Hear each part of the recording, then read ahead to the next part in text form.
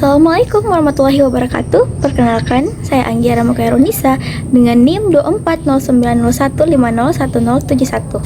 Di sini saya akan bahas mengenai keyword akuntan bertahan hidup di era AI dan blockchain. Pernah nggak sih lagi di kelas akuntansi, terus lagi ngerjain jurnal atau rekonsiliasi bank, terus kalian tiba-tiba mikir, ini bisa nggak sih dikerjain sama AI aja?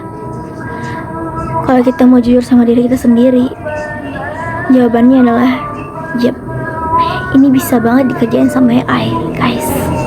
Dan ini yang bikin banyak orang panik, karena bukan cuma kita yang mikir hal-hal seperti itu.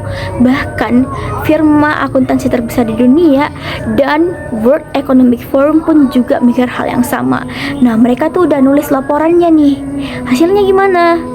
Hasilnya tuh sedikit mengkhawatirkan. Tapi kalau kita bisa baca, justru ini yang exciting banget. Yuk kita bahas bareng-bareng.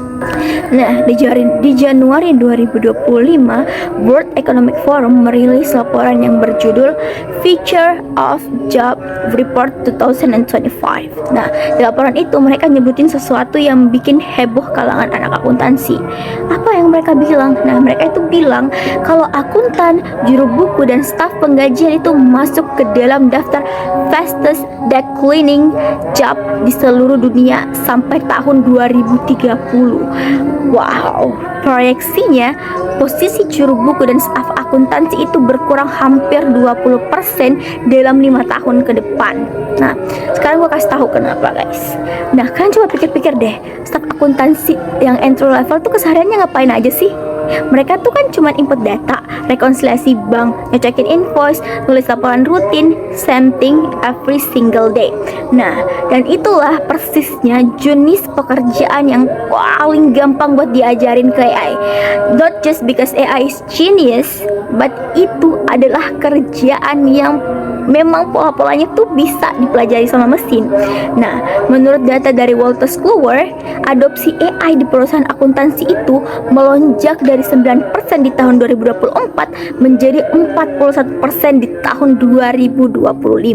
Dalam 1 tahun, that's not a trend anymore, that's a shift. US Bureau of Labor Statistics memproyeksi pertumbuhan 5% untuk akuntan dan auditor sampai 2034 dengan kurang lebih 124.000 lowongan baru per tahunnya. Kok bisa kontradiksi gini? Yang satunya bilang turun, yang satunya lagi bilang naik. Nah, yang naik dan yang turun itu different people entirely-nya, teman-teman. Yang turun itu pekerjaan akuntansi yang murni transaksional dan clerical. Dan yang naik itu akuntan yang bisa berpikir analitis, ngasih saran strategis, serta ngerti teknologi. Nah, sama halnya nih, kita tuh nggak usah khawatir mesin cuci bakal gantiin desainer fashion, karena mesin itu cuma nyuci bajunya, bukan ngerancang bajunya. The machine does the laundry, not the design. Nah, aku juga mau cerita soal satu penelitian yang paling menarik menurut aku di topik ini. Penelitiannya itu dari Stanford Graduate School of Business dan MIT Sloan. Mereka itu ngikutin akuntan-akuntan yang mulai pakai AI generatif dalam kerja sehari-hari mereka. Hasilnya gimana? Nah, akuntan yang pakai AI itu nutup pembukuan 7,5 hari lebih cepat per bulan.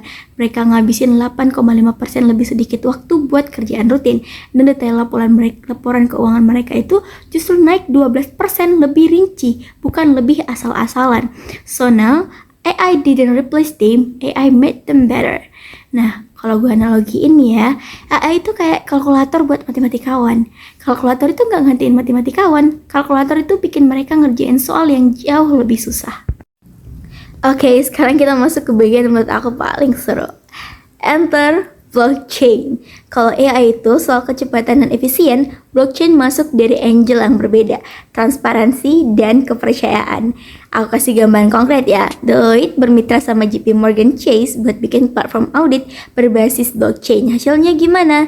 Hasilnya siklus audit yang tadinya 14 hari jadi cuma 2 hari. Tingkat kesalahan juga turun 75%.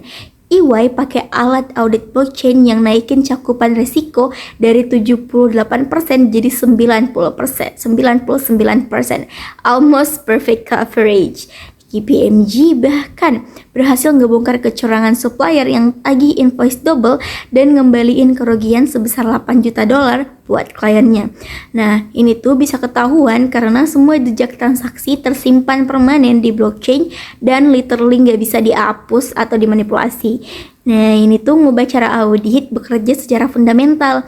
Dari yang tadinya ngecek sampai 5-10% sampel transaksi, sekarang bisa ngecek 100% data secara real time. Dari post event verification jadi continuous monitoring. That's a not small upgrade, that's a completely different game. Oke, sekarang kita sampai ke bagian yang paling penting.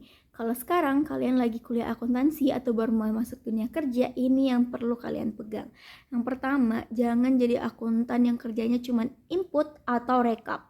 Itu the most dangerous zone buat sekarang. Nah, ini tuh bukan berarti kita nggak perlu ngerti dasarnya, tapi jangan berhenti di situ. Yang kedua, mulai akrabin diri sama tools AI yang relevan. Survei Intuit 2025 itu nunjukin 46% akuntan udah pakai AI setiap hari dalam kerjaannya mereka.